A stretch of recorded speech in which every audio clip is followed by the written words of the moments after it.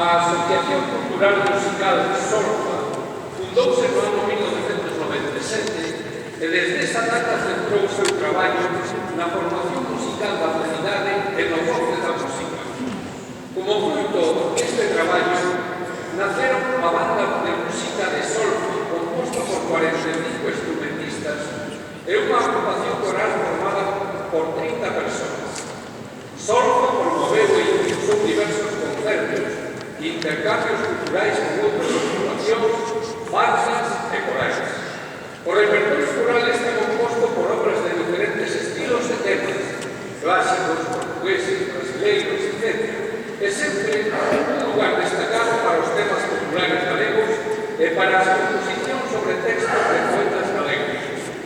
Solfa forma parte do tecido cultural do país coa clara conciencia de saber que existimos porque temos cultura propia.